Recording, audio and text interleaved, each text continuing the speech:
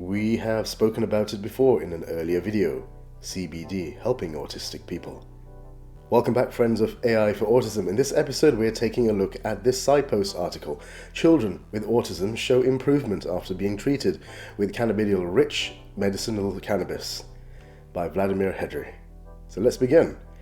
Oh, by the way, this post contains quite a bit of technical terms and doses, so I'm going to skim through some of it and also expect some boo-boos. Alright, let's go. A study of children with autism spectrum disorders in Israel reported significant improvements in their social communication abilities after 6 months of treatment with cannabidiol-rich cannabis oil. Additionally, parents reported a reduction in restrictive and repetitive behaviors of children. Children's cognitive scores were not changed. The study was published here in Translational Psychiatry, and you can click the link later on to check it out. Autism spectrum disorders, ASD, symptoms include persistence deficits in social communication and restricted and repetitive patterns of behavior or interest. At the moment, there are no approved medications for treating the core symptoms of these disorders. Patients suffering from ASD are often prescribed medications to treat symptoms related to ASD, but not ASD itself. Due to this, research into novel ways to treat autism spectrum disorders is of great significance for science.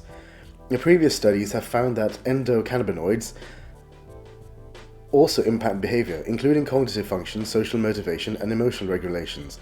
Such substances include anandamide and 2-arachidonyl glycerol. I tried. The former was found to improve social functioning of experimental mice with impairment similar to ASD and also of female prairie voles. Studies on children with ASD in countries that legalize the use of cannabis for medicinal purposes reported that children responded well to the treatment with cannabis rich in cannabidiol, CBD. Reports indicated improvements in social communication and reductions in disruptive behaviors, self-injuries, tantrums, restlessness, and agitation. Researchers, on the other hand, had concerns that tetrahydrocannabinol, THC, another component of cannabis, might induce psychosis. This is the reason that CBD-rich cannabis was selected for research in children. My interest in medical cannabis started at 5 to 6 years ago, when parents of children with ASD contacted me for my opinion advice, and I found myself embarrassed because I had no knowledge in the field.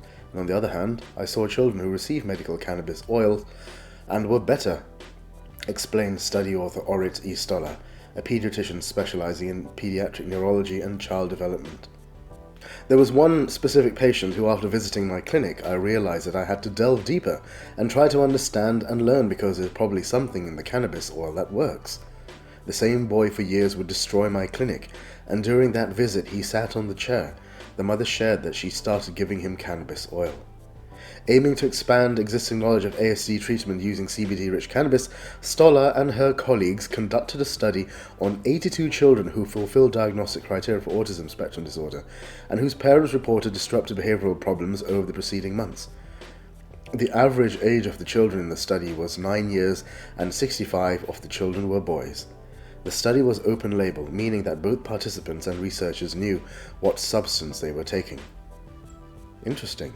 Before and after the 6-month treatment period, participants completed a range of psychological and psychiatric assessments that included an assessment of the severity of the autistic symptoms, cognitive assessments, assessments of adaptive behavior, and of the child's social skills. And here's some dosage information of what they received, as well as the timing and what they were looking for. And the results? Well, it showed significant improvements in a number of assessments used in the study. These were mostly driven by improvements in social communication skills. The effects were greater in children who initially had more pronounced autism symptoms. Results also showed improvement related to restricted and repetitive behaviors as reported by parents through the social responsiveness scale. I would be happy if the doctors who treat children on the autism spectrum would consider giving cannabis oil in the same way they consider giving treatment with risperidone or aripiprazole. I think I pronounced it correctly. Solar told SciPost, "The cannabis oil is really not a panacea and does not solve all problems, but for some children there is no doubt that it helps them behave and function better on a daily basis. Our art as therapists is to study and identify those children who can benefit from this therapy. Parents of children on the spectrum, I would be happy to give them hope that there is treatment that can make day-to-day life easier with fewer side effects. On the other hand, it should be remembered that the research shows that the treatment is only effective for some children. The study shed light on a possible new approach to treating autism spectrum disorders in children. However, there are also limitations to be taken into account. Notably, this was an open-label study, meaning that both participants and researchers knew what substance they were taking, what the treatment was about. This could have influenced the assessments as they were done by parents and researchers. Future studies that include a placebo-controlled group and double-blind design would be needed to verify the obtained results. And here's a link to the study once again, as well as who was authored by and everyone involved in the study. Well, it's fascinating. As I mentioned, we've spoken about this before in an earlier video, but we're also planning on doing something related to this, so do stay tuned. Anyway, what do you think? Share your comments below. Like, share, subscribe, and remember, love, life, and AI.